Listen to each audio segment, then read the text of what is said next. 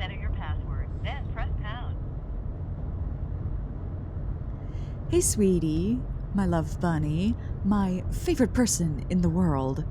This is the 4th time I've tried to call you, which only came after 8 texts, 3 snaps, an email, and a messenger pigeon.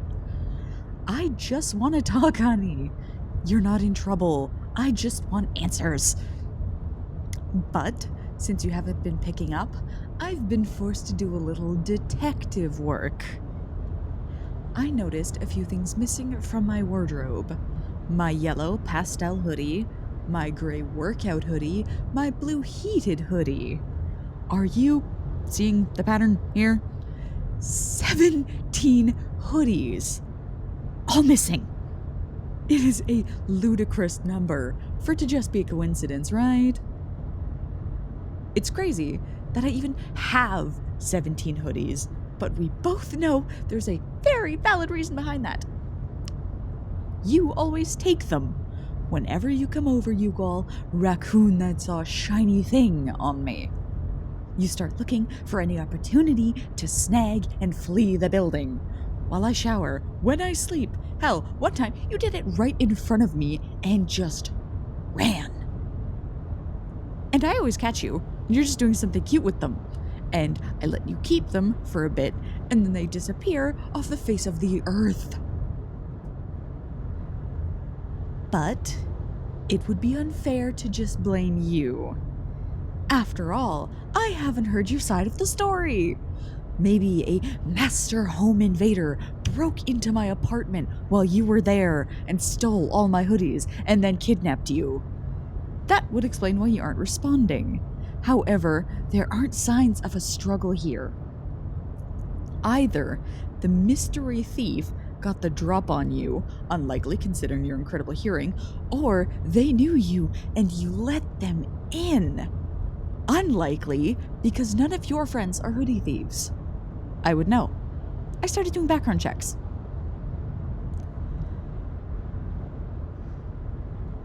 So then I thought about some greater forces that could have made this situation. Maybe I've fallen into an alternate dimension. One where you never existed, so I never bought my 17 hoodies. Thus, nothing was stolen and there would be no you to answer my calls. One small problem, you left various pieces of evidence at the crime scene. The most damning of which being your house keys. Your house keys that live on the ring I bought you when we went on vacation.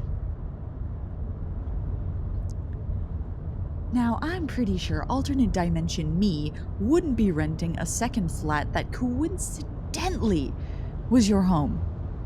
Maybe I do. I could have just had some weird priorities in this new life. But I know for a fact that no version of me would be caught dead with a Florida-themed dolphin keychain. So I'm pretty sure this belongs to you. If that's the case, then we're left with one final option.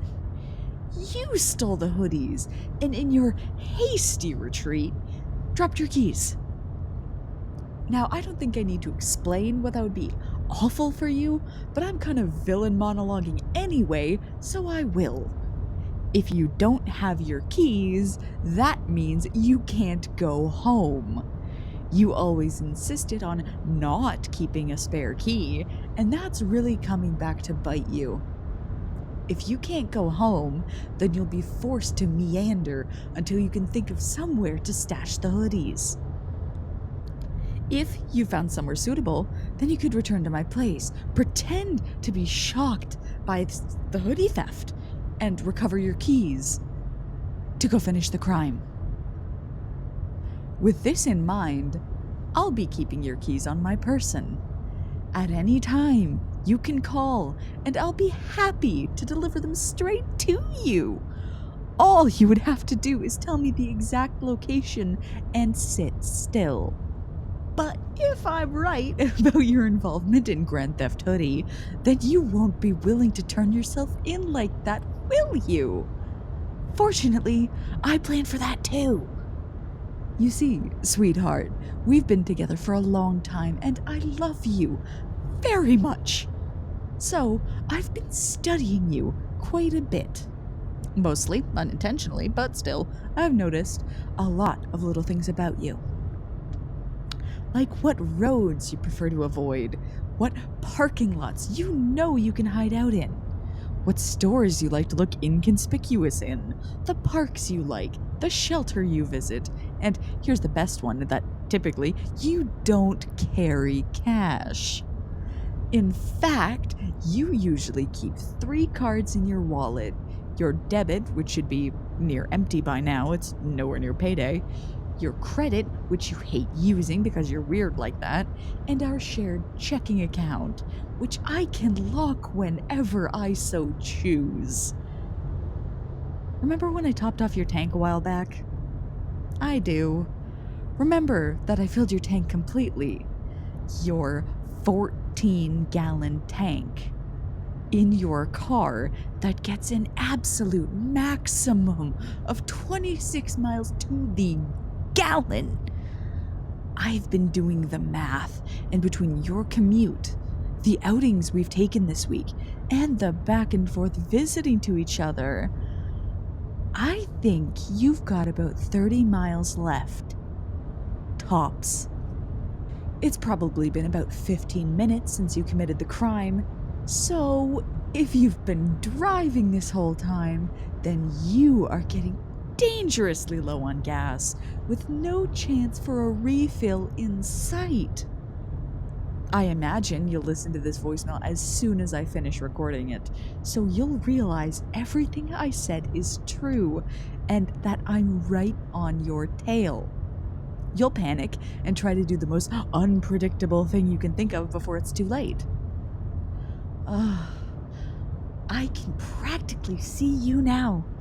You're probably wearing the red hoodie. I know it's your favorite. Probably driving south so the sun won't be in your eyes. Maybe you stop for food at that Mexican place. A number 3 with a large Sprite, right? You heard all this and then took a left turn at that next light, since you normally hate turning across traffic. And now you're kicking yourself because I've been reading you like a book. Does that all sound about right? It's fine that you aren't here to answer, because I know I'm right. So, I'm going to hop in my car and catch up to you. You're not in danger. I'm not going to do anything drastic. I'll just be taking my hoodies back. Then we can gas up your car and do something fun tonight. I'm thinking something involving sewing and GPS trackers. Oh well, we'll figure it out together. See you soon, honey.